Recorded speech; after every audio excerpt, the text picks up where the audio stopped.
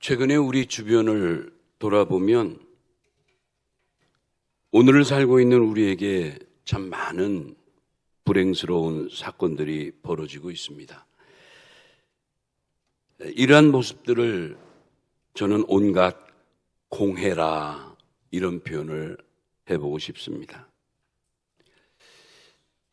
하루가 멀게 눈만 뜨면 이곳저곳에서 범죄의 공해들이 우리를 슬프게 합니다.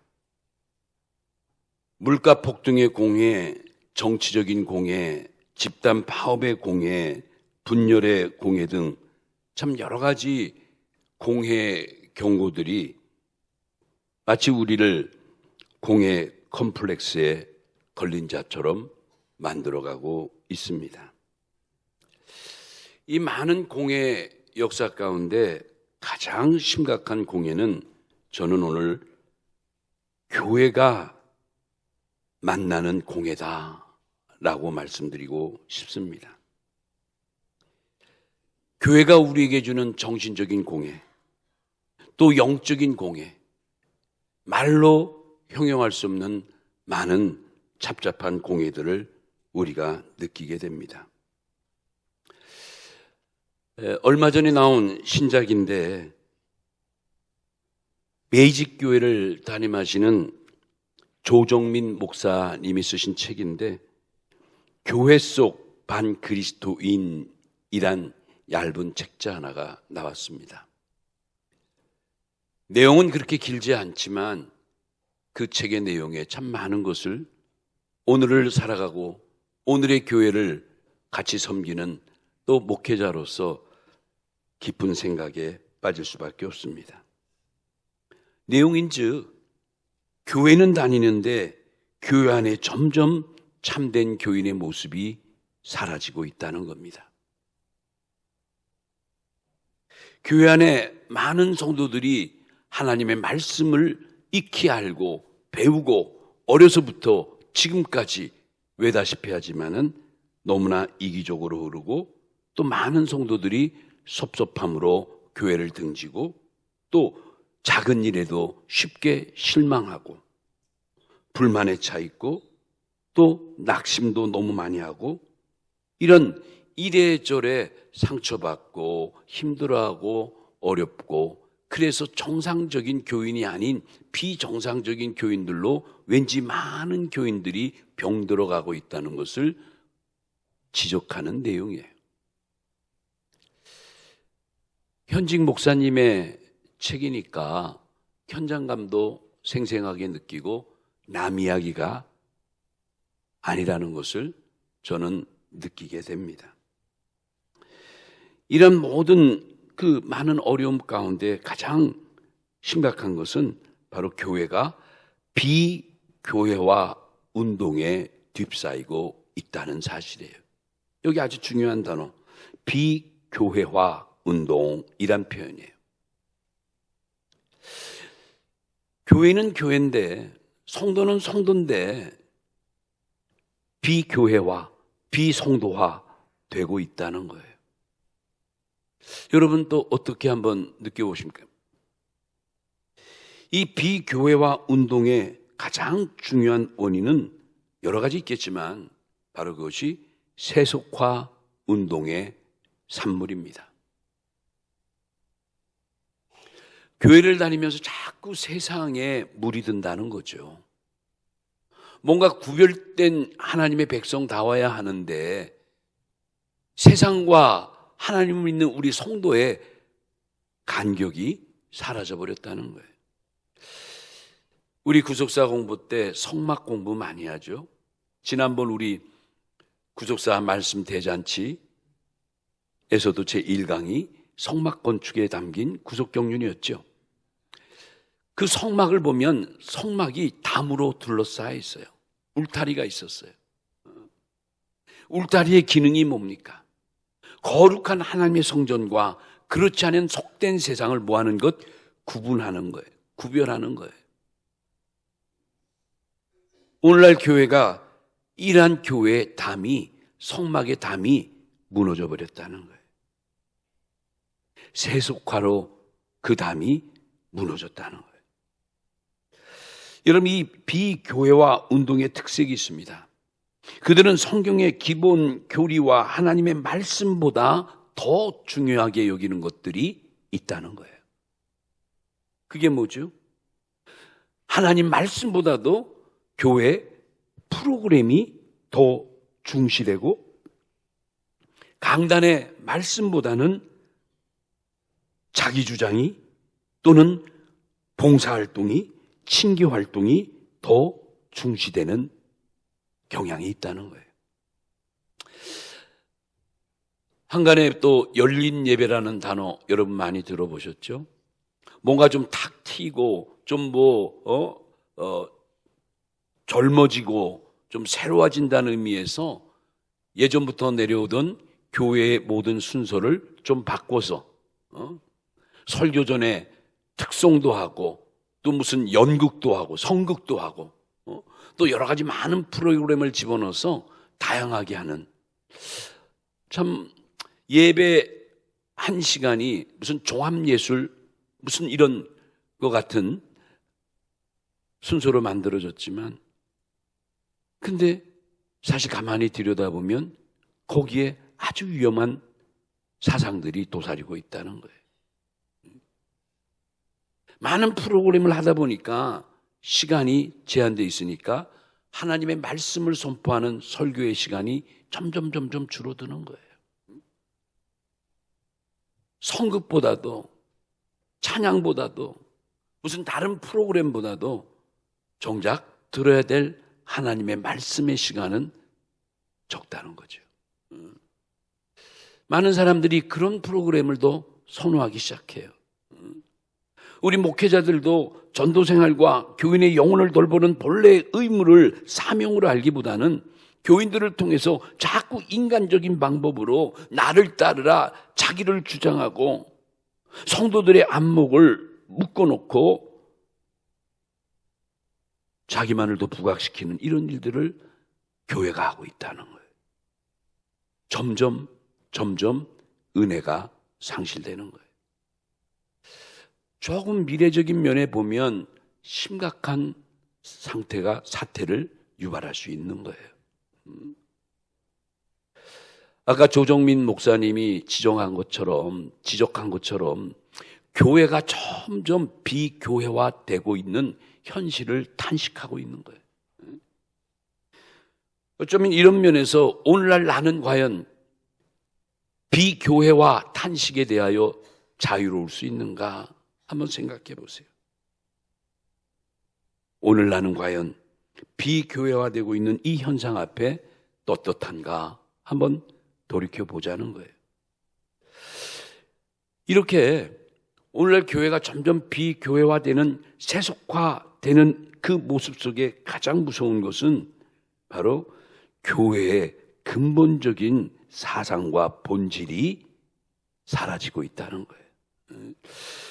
여러분, 초대교회 역사를 보시기 바랍니다. 교회가 처음 시작했던 2000년 전 초대교회를 보면 이 초대교회는 교회의 본질적 사명을 시종일관 주장하고 강조합니다. 여러분, 역사상에 나타났던 참된 교회의 모습들이 하나같이 공통점이 바로 이 점이에요. 교회의 본질적 사명만큼은 절대 놓치지 않고 잃어버리지 않았다는 거예요. 자, 이런 면에서 오늘 이 아침에 참된 교회는 과연 무엇을 바라봐야 하는가?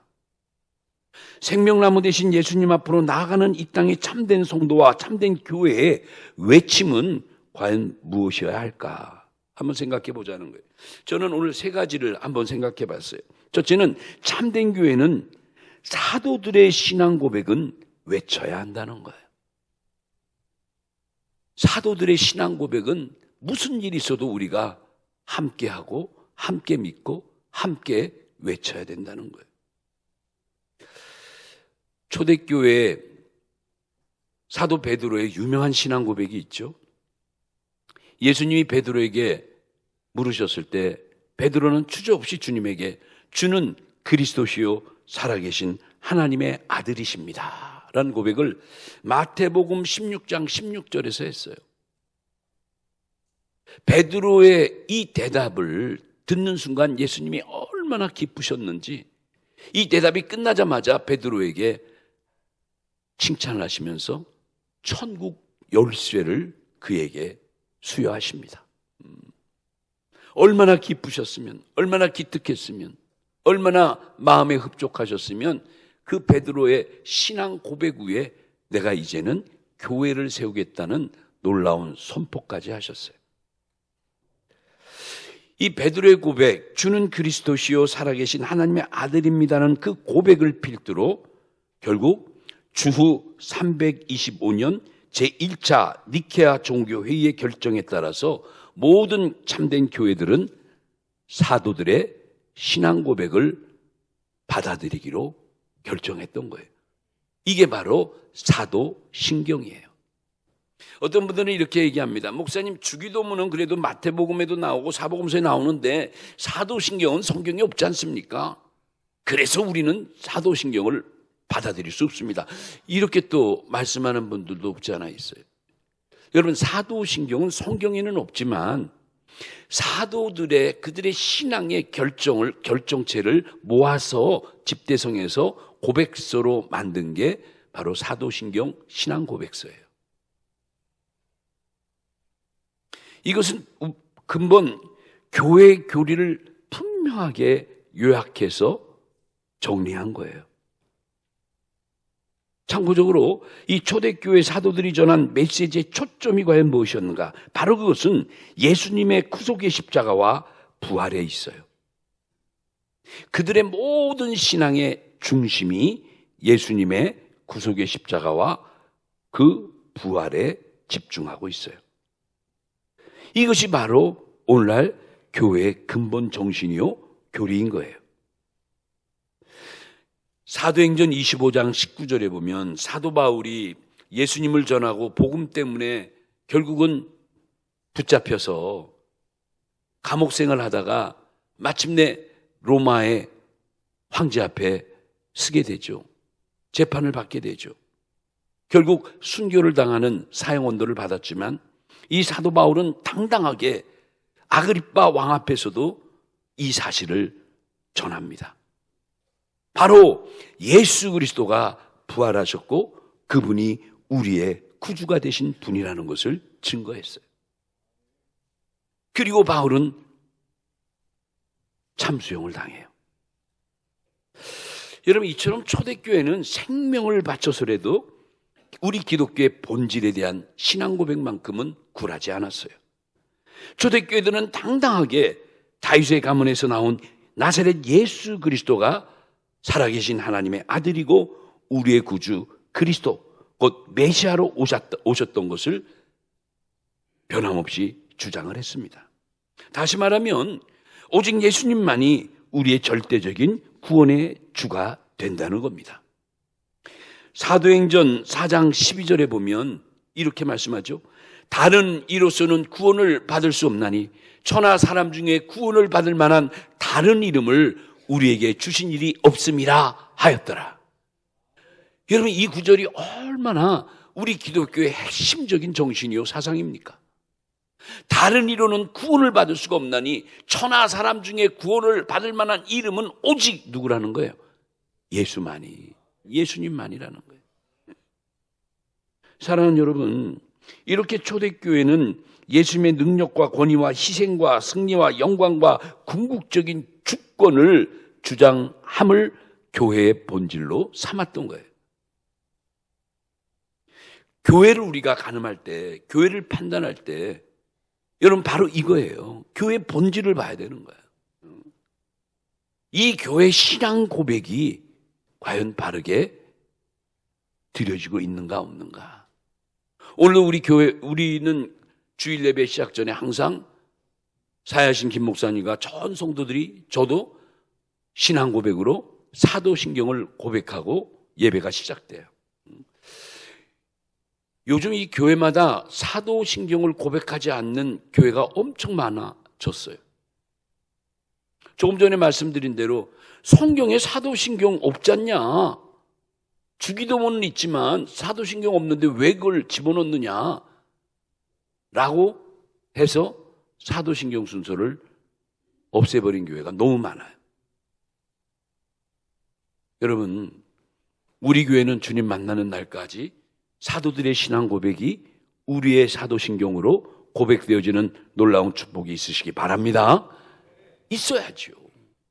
중요한 거예요. 굉장히 중요한 거예요. 그래서 초대교회 성도들은 바로 예수님께서 우리의 구주가 되시고 그리고 우리의 영원한 도움이 되신다는 것을 고백하기 위해서 시간 있으면 때만 되면 교회에 나와서 서로 모이기를 힘쓰고 함께 기도하고 예배하고 말씀을 상고했던 거예요. 이러한 것들을 그들의 삶의 가장 중요한 일로 여겼던 거예요. 그들은 다 같이 은혜를 선포하는 같은 마음으로 사도들의 신앙 고백을 함께 선포한 거예요. 두 번째로 참된 교회는 무엇을 외쳐야 되는가? 전도와 선교의 사명을 줄기차게 외쳐야 돼요. 그렇죠. 전도와 선교 사명을 어떤 경우에도 우리는 외쳐야 된다는 거예요. 여러분, 초대교회 선교의 중심은 곧 예수 구원이란 단어로 집약할 수 있습니다.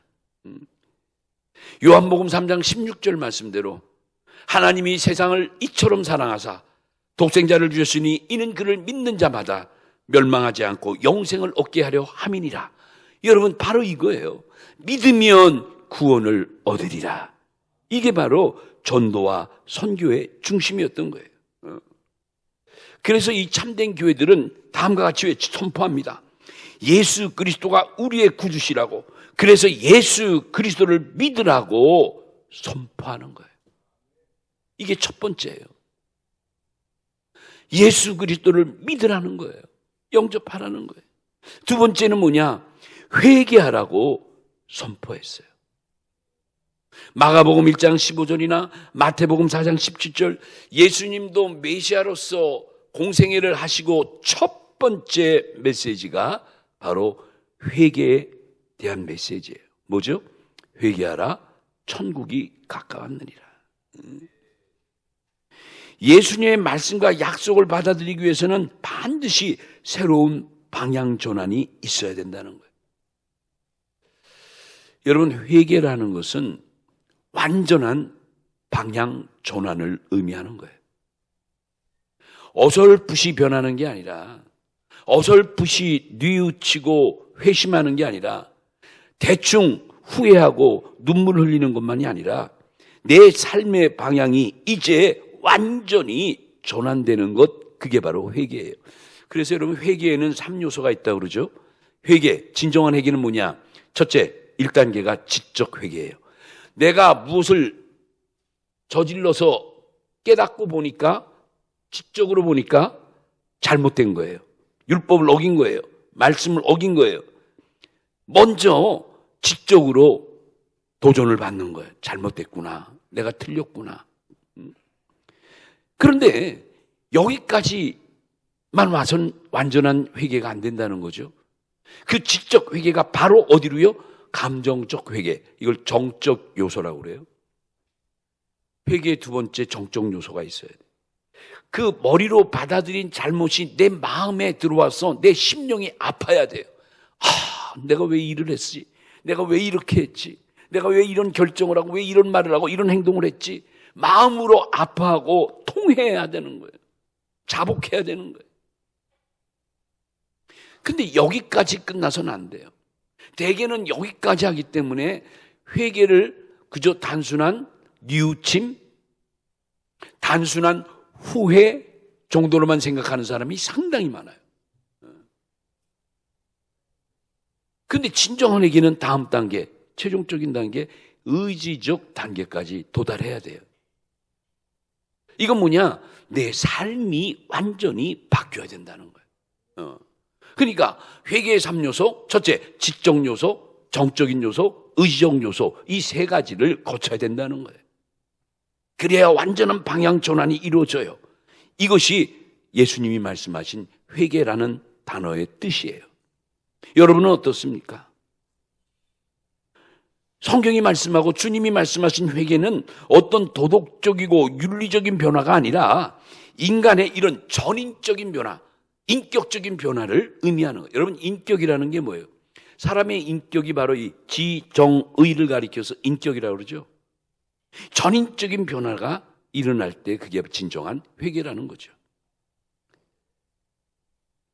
세 번째, 참된 교회는 구속의 말씀을 받아들이라고 시종일관 외치는 거예요. 예수님 때부터 지금까지 2000년 동안, 아니 저 구약시대에 아브라함 때부터 걸쳐서 하나님이 우리를 구속하시고 구원하신 그 언약의 말씀을 영접하라고 선포하는 거예요. 사도행전 16장 31절에서 32절에 보면 이런 말씀이 있죠.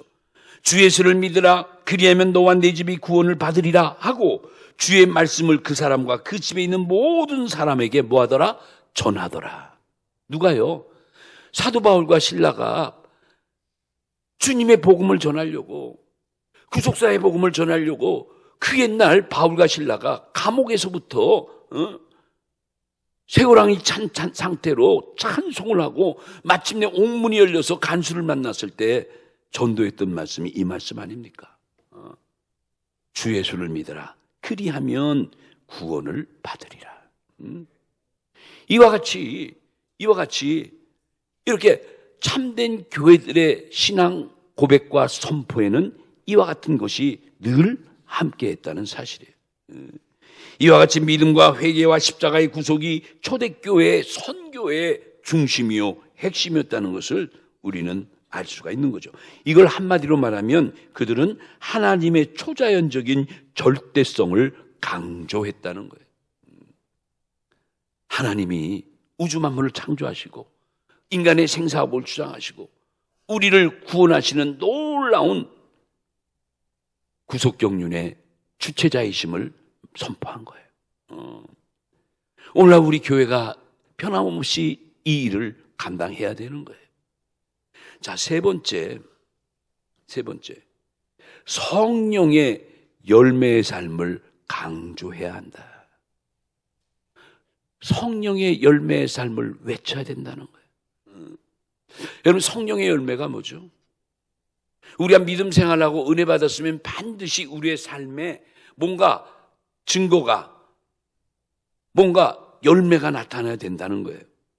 그래서 갈라디아 5장 22절에서 23절 말씀 보면 성령의 열매를 9가지로 설명해요. 우리가 은혜 받고 신앙생활 열심히 하면 반드시 이 9가지 열매 중에 많은 것이 맺혀져야 된다는 거예요. 바로 그것이 뭡니까? 사랑과 희락과 화평과 오래 참음과 자비와 양성과 충성과 온유와 절제인 거예요. 이 같은 것을 금할 법이 없는 거예요. 여러분, 은혜 받았습니까?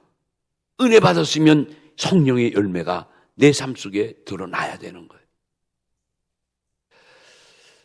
엊그저 화요일 날 우리 교회에서 천국잔치 구속사 말씀 사경의 대향연이 펼쳐졌어요. 많은 분이 오셔서 정말 이 본당 우리 주일 예배보다 뭐 앉을 자리가 없을 정도고 하니까 막 찼죠. 뭐 우리 교인들은 다 식당이나 다른 데 가서 예배드리고 외부에서 온 분들로 본당을 중심해서 꽉 채웠어요. 근데 그분들이 또 하나같이 말하는 것이, 아니 이 가수원들 부른 교회에서 무슨 수목원이냐, 여기가 식물원이냐, 왜 이렇게 교회가 이쁘냐는 거예요. 왜 이렇게 깨끗하냐는 거예요. 그래서 그들이 식사하고 나서 시간이 있을 때 많은 분들이 3, 4, 5 짝을 져서 교회를 한 바퀴씩 도는 거예요. 게다가 주께서, 하나님께서 얼마나 우리에게 축복하셨는지 터지지 않을 것 같던 철쭉이 그 전날 비가 내리니까요 일제히 터지기 시작하는데 점심때 보니까 정말 온 교회가 철쭉에 그 붉은 기로 가득 차버렸어요. 비도 왔겠다, 꽃도 피었겠다, 교회가 깨끗하죠. 이제 우리 교회가 40주년을 맞으니까 우리 이쪽 이 도안동으로 이사 온 지가 벌써 30년이 넘었잖아요. 교회에 있는 많은 소나무, 무슨 이 과실류, 전부 그 옛날 우리 막 이사 올 때 저 정읍이라는 곳에 그냥 큰 트럭 몇십 대 끌고 와서 이거 심느라고요. 그것도 눈나리는 구정 아래. 참 그땐 전 돈 무서운지도 모르고 뭔지도 몰라. 하여튼 교회 하면 이런 거 하면 그냥 하나님이 다 채워주신다는 오직 그 믿음 가지고 했어요. 근데 그 팔뚝만한 나무들이 지금 얼마나 근실합니까? 녹음이 짓기 시작하고 푸릇푸릇 나고 오신 분들이 하나같이 탐복을 하는 거예요. 이 교회는 그냥 오기만 앉아있기만 해도 은혜가 되겠다는 거예요. 본당은 또 왜 이렇게 깨끗하고 깔끔하고 말이죠. 군더더기 없다는 거죠. 이런 아름다운 교회를 이끌어가는 우리들에게 우린 다시 한번 물어봐야 돼요. 저분들이 그렇게 칭찬하는 우리 교회인데, 그렇게 흠모하는 우리 교회인데, 우리 교회 내부적인 면에서 볼 때 정말 하나님이 보시고 아버지가 보시는 성령의 열매는 얼마만큼 맺고 있는가 말이에요. 여러분, 마태복음 7장 예수님이 나무는 그 열매를 봐야 알 수 있다고 그랬죠. 아무리 나무가 품종이 좋고 좋은 나무고 비싼 나무고 희귀한 나무고 뭐 어쩌라고 온 자랑을 다 해도 그 나무가 맺는 잎사귀나 열매가 현찮으면 현찮은 거예요. 내는 것마다 먹지도 못하고 볼품도 없고 찌그러들고 한쪽이 삐뚤어지고 썩고, 여러분 그런 나무 있어봤자 뭐예요?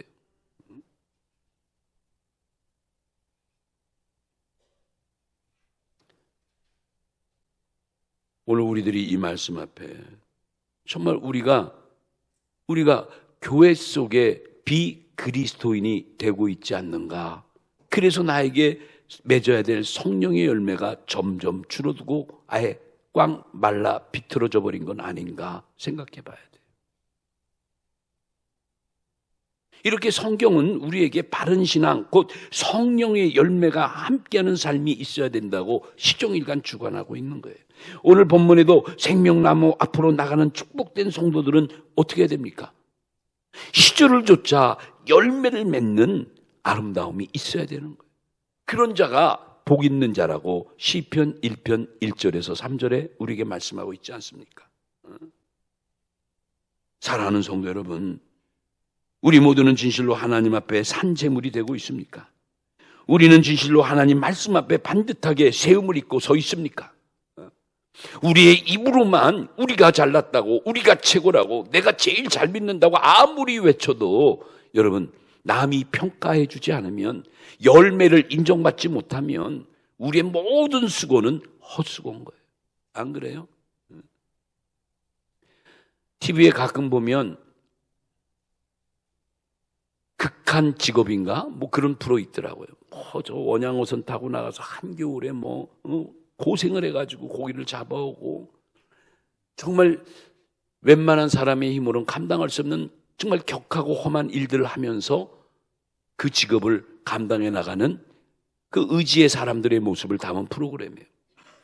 정말 그런 극한 속에서 잡아오고 몇 날 며칠 몇 달을 고생했는데 막상 잡아온 고기들을 시장에 경매에 내놨더니 상품 가치가 없다고, 가격을 치지 않는다고 하면 여러분 어떻게 됩니까? 이거 당신이 열심히 잡아오고 애는 썼는데 이거 이 신선도가 틀렸어. 이거 봐, 물렁물렁 벌써 냄새나기 시작해. 이거 누가 사가요? 단돈 1원도 안 주는 거예요. 여러분, 우리의 신앙에 이렇게 너무나 실망스러운 결과를 갖고 있다면 얼마나 불행한 자가 됩니까? 로마서 12장 1절에 보니까, 그러므로 형제들아, 내가 하나님의 모든 자비하심으로 너희를 권하노니 너희 몸을 하나님이 뭐하시는, 기뻐하시는 거룩한 산제물로 드리라는 거예요. 하나님이 기뻐하지 않는다면 나는 어떤 제물이라도 의미가 없는 거예요. 여러분, 오늘의 교회 선교의 초점이 어디 있습니까? 우리는 철저히 하나님 중심, 말씀 중심, 은혜 중심, 절대주의를 우리는 지향해야 되는 거예요. 그런데 오늘날 교회 속에 자꾸 상대주의, 타협주의, 혼합주의들이 여러 가지 모습으로 우리에게 파고들어옵니다. 그 결과 어떻게 되죠? 결국은 시간이 흐르면서 교회가 퇴색하기 시작해요. 마른 교회인데, 십자가는 달아놨는데, 교회 건물은 있는데, 목사님이 설교는 하는데, 예배는 있는데, 여러분 교회가 어떻게 돼요? 요즘 보면 기독교 단체가 갑자기 정치적인 단체로 변색해버린 게 얼마나 많아요. 너무나 세상적이고, 너무나 정치적이고, 너무나 인간적인 내용들을 가지고 플래카드를 만들고 거리에 나와가지고 하나님을 믿는 사람들이 서로 육체적으로 부딪히고 격하게 싸우고 고함을 질러대고 데모까지 하는 이런 사태가 오늘 우리들의 현실 아닙니까?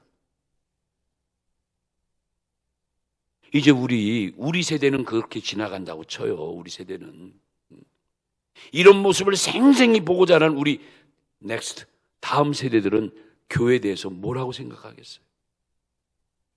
뭔가 교회가 참신하고 좋은 은혜로운 이미지가 그들에게 가득가득 새겨져야 할 텐데, 그래도 우리 때만 해도 우리 중고등부 주일학교 그때만 해도 교회 하면 그러죠. 믿지 않는 사람도 교회 앞에 지나갈 때 숙연해지고, 성직자들을 보면 고개도 숙이고, 절기까지 되면 믿지 않아도 자선 낭비에 동전이라도 집어넣고, 부활절이 되면 어린애들은 교회 와서 달걀이라도 받아가고. 교회라는 이미지가 선하게 자리 잡혀 있었잖아요.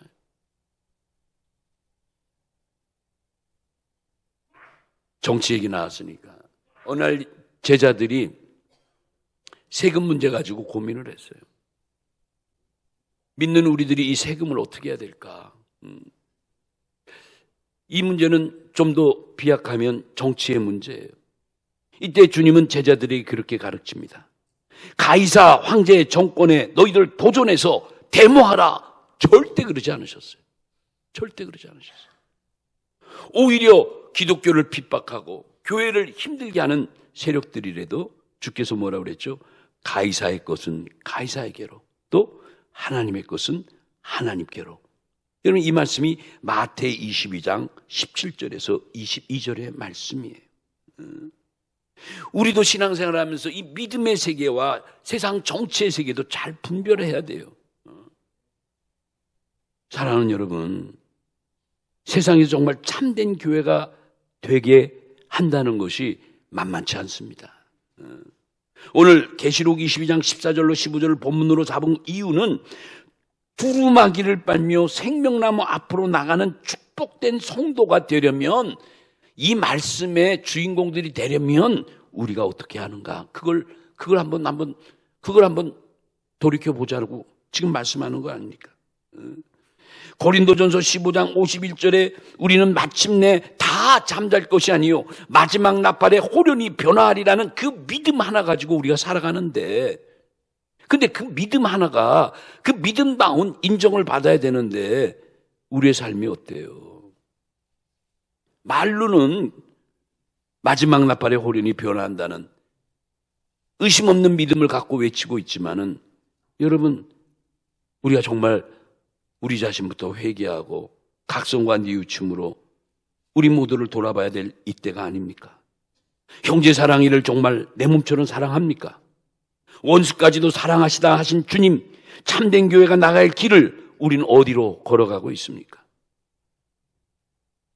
이 모든 게 다 교회 속에 비그리스도인의 변질된 모습을 우리는 그대로 재현하고 있다는 거예요. 이게 심각하다는 거예요. 이게 마음이 아프다는 거예요. 여러분, 사랑하는 여러분, 아무리 세상이 변해도 교회만큼은 썩어선 안 되는 거예요. 안 그래요? 모든 기관이 너무 다 인간적인 모습으로 치닫더라도 교회만큼은 그러면 안 되죠. 교회만큼은 성령님을 근심시키거나 성령님을 떠나버리게 해서는 안 되는 거예요. 오늘 우리는 정말 하나님의 영광이 우리 안에 거하고 있을까? 오늘날 많은 교회들 안에 하나님의 영광, 주님의 영광이 임재하고 계실까? 그냥 십자가만 있으면 계신 거예요?